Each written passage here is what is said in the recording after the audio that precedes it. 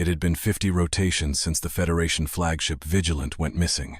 Its last transmission had come from the Nyx expanse, a vast, uncharted void at the edge of the Zithari Dominion's known space. The ship had detected an unknown vessel of an unfamiliar configuration and had moved in to execute a standard seize and investigate protocol. That was the last we heard of them. Search fleets scoured the surrounding systems, scanning, probing, hunting for any trace of the Vigilant's fate. Every search returned empty void and static silence. With no wreckage, no distress beacons, and no leads beyond the unidentified vessel, the Federation was forced to classify the Vigilant as lost in space. It would have remained a cold mystery until 5 rotations ago. A scout ship discovered a lone escape pod drifting near the Veil Nebula, more than 50 light-years from the Vigilant's last known location. The pod's occupant, Commander Zethos, the Vigilant's first officer. When they retrieved him, he was barely alive, malnourished, dehydrated. But worse than that, he was paralyzed with fear. He wouldn't speak, wouldn't eat, wouldn't respond. The only thing he did was mutter a symbol, over and over again. For 4 rotations, General Kalos, commander of Fortress Zekren, waited for him to recover, to finally tell us what happened to the Vigilant. Today, he finally spoke. The debriefing chamber was cold and sterile, its polished steel walls reflecting the dim glow of the overhead lights. I sat across from Commander Zethos, my hands clasped on the table. His hollow eyes darted nervously, scanning the room as if expecting something or someone to be watching. Beside me, the analyst activated the recorder. Date, rotation 155, year 1011 Central Federation calendar, she stated. Commander Zethos to recount the events that led to the disappearance of the Vigilant. Zethos took a shaky breath, leaning forward slightly. His voice was barely above a whisper. It was supposed to be standard. Speak into the recorder, the analyst instructed. He flinched at her voice but nodded. The date was rotation 105, he continued, his voice weak. We had detected a vessel of unknown configuration. It was tiny, no more than 50 zans long. The Vigilant was 1,200 zans. We could have swallowed that ship whole inside our docking bay. A moment of silence. He gritted his teeth and exhaled before continuing. We disabled the ship, but it fought harder than anything that size should have been able to. The maneuverability was incredible, but the firepower... He let out a hollow laugh. That thing carried the weapons of a battleship half our size. It shouldn't have been possible, but we finally disabled it. Barely. Another pause. I could see his hands trembling. We pulled it into the Vigilance hangar. Breach teams were sent to cut into its hull. The metal was strange denser than anything we'd ever encountered. It took nearly twice the time to breach. And when the team entered, I pressed. His eyes met mine. They were pleading. They died. The boarding team's feeds had been transmitted live to the Vigilance bridge. At first, all they saw were dark, cramped corridors, illuminated only by the flickering emergency lights. The ship was eerily silent. Then, they saw it. A shadow moved, darting just out of sight. A glimpse of a bipedal form, vanishing before anyone could react. One of the team members went dark. Just gone, Zethos whispered. No sound, no weapon discharge, no warning. His vitals just stopped. Another was sent to investigate. He vanished too. They weren't dying, Zethos said. They were being hunted. The remaining breach team spread out, trying to secure the ship. That's when it happened. The entire alien vessel powered up at once. The emergency lights turned blood red. The team's feeds filled with static. Then the screams began. We watched through the hangar surveillance. Zethos continued. One by one they went down. Some feeds just cut out, others captured glimpses of them before dying. They moved too fast. What did they look like? The analyst asked. Zethos shivered. Humanoid, bipedal, wearing black armor. Their skin was pale pinkish, almost, but it was their eyes. He leaned forward, his voice lowering to a near whisper. Their eyes were wrong, forward-facing, predator's eyes. Then came the explosion. The alien ship detonated from within, taking out the entire hangar bay, communications, and FTL drive. The Vigilant was crippled. But the ship was already disabled, the analyst said. How did it reactivate? Zethos looked at her, a haunted look in his gaze. Because they let us take them in, he said. They planned this from the start. The real nightmare began days later. At first it was small things. Tools vanished from engineering. Life support shifted, oxygen levels changed. Carbon dioxide increased. The computer started lying to us. When we checked the environmental controls, they displayed normal readings. But we could feel it changing. The air was different. Drier. Colder. Then, we lost control of the ship. When we finally accessed the logs, we saw it. 5 bipeds had escaped the explosion and infiltrated the ship. They were in the Vigilance core decks, accessing the ship's entire database. The entire knowledge of the Federation. Every classified file, every ship schematic, every military strategy. They had taken it all. And then, they started hunting us. Captain Veyric ordered an immediate wipe of the computer core, Zethos said. That's when they attacked. They didn't just defend themselves. They hunted us down deck by deck. One by one, the Vigilance crew vanished. They were methodical, calculated. They jammed communications, cut off escape routes. They broke into our security footage and played distorted voices over the intercom. Then, when we were at our most vulnerable, they took the ship. Zethos fell silent.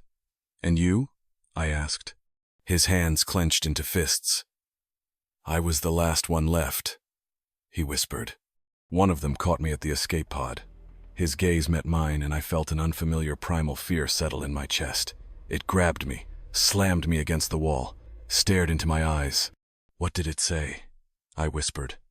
Zethos swallowed. His next words sent chills down my spine. Tell your superiors, it won't happen again. Silence. Then he looked at me, his voice barely a whisper. Sir, they're coming. Rotation 158, Year 1011 Central Federation Calendar, Fortress Zekrin, Outer Defense Perimeter. The Situation Room was buzzing with urgency. I stood in front of the holographic display, watching the 12 unknown vessels moving swiftly toward us. General Kalos of the Zithari Dominion, commander of this outpost in the surrounding sector, I had prepared for many battles but none like this. The Federation had built its empire over centuries, expanding through superior technology, diplomacy, and force when necessary. We had encountered hundreds of species, some compliant, others resistant, but never had we faced a civilization that vanished without a trace after first contact, only to reappear with vengeance written in the stars. Sir, my tactical officer, Lieutenant Veyric, called out, his voice barely controlled. They're closing in. Eat 4 hours until they reach our outer defense line. I turned toward the intelligence analyst, Ensign Zira, who had been working tirelessly for the past rotations to match Commander Xethos' description of these bipeds to any known species. She was pale, eyes wide as she looked up from her console. We found a match, sir, she said, voice shaking. I stepped forward. Where? She hesitated before turning the screen toward me. It was the symbol from the Vigilance wreckage, the one etched into the alien hull fragment, the Terran Alliance. Sir, Zara whispered, they're human. We launched our first wave of preemptive strikes. The planetary defense grid roared to life, a barrage of plasma cannons and high-energy railguns firing into the approaching fleet. The warships of the Zithari Dominion were some of the most powerful in the galaxy, designed to withstand sieges, planetary bombardments, and deep space skirmishes. Yet, against the Terran ships, it felt like we were firing blanks. The enemy vessels maneuvered with eerie precision, dodging hypersonic projectiles like they could predict our every move. Sir, our targeting systems are failing, Veyric yelled. They're using electronic countermeasures. The Terrans didn't just evade our fire. They jammed our sensors, scrambled our missiles, and turned our advanced weaponry into a blind guessing game. Then, the retaliation came. One of their warships fired a single railgun slug toward our outermost destroyer, the Sovereign's Edge. We barely had time to register the impact before the entire destroyer split in half. One shot. One single shot. Hundreds of Zithari crew members were dead in an instant. Silence fell over the command center. I gripped the edges of the console. How? My second-in-command whispered. No one had ever outgunned us before. Until now. Sir, we have internal alerts. Veyric's words snapped me out of my trance. Breach detected. How? The Terran fleet was still outside. I pulled up the security feeds, expecting to see some kind of sabotage or hacking attempt. Instead, I saw shadows moving through the corridors. A security patrol team 4 of my best soldiers had been dispatched to investigate the disturbance. They entered the darkened engineering deck, weapons raised. For a long moment, nothing happened. Then, one of them screamed. The feed cut to static. I checked the biometrics. Their life signs had flatlined. My blood ran cold. "Sir, they're already inside the fortress," Zira whispered. They had infiltrated us before even engaging in full combat. 5 of them had crippled the Vigilant. How many were here now? Deploy all security teams, I barked. Hundreds of Zithari soldiers moved through the fortress, searching for the intruders. They found nothing. No bodies, no signs of entry, only the aftermath. Entire hallways covered in darkness, weapons missing from armories, equipment reprogrammed in ways we didn't understand. And then, the voices started, not over the comms. Inside the ship itself, Zithari soldiers heard whispers in their native tongue, distorted voices speaking from unseen locations. "You shouldn't have come. We watched you. Now we hunt you." Panic spread through my ranks like wildfire. One by one, the security team stopped responding. Then, the first survivor came running back to the command deck. He was covered in blood not his own. His breath came in ragged gasps, his eyes wide with terror.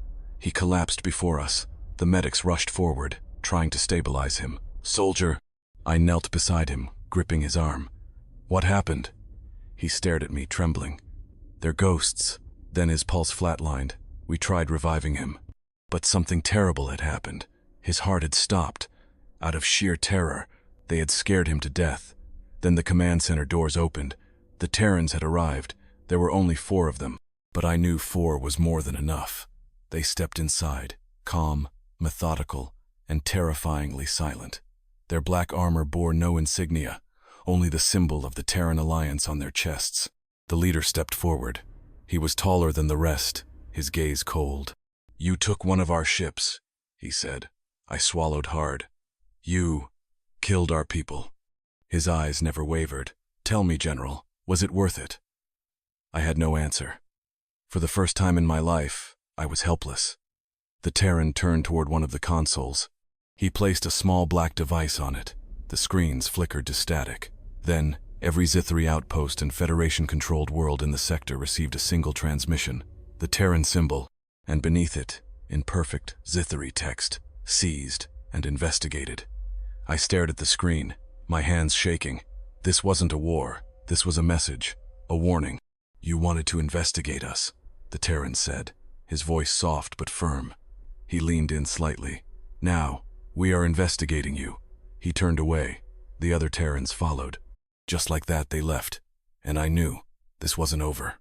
3 rotations later, a Federation recon fleet arrived at Fortress Zekran. They found no survivors. The base had been wiped clean. Every system had been hacked, altered, and corrupted. The only thing left intact was the final transmission. "Seized and investigated." The Terrans had spoken. And now, the Federation knew one thing for certain. Humanity was watching. And the next time we crossed paths, it wouldn't be a warning. It would be war.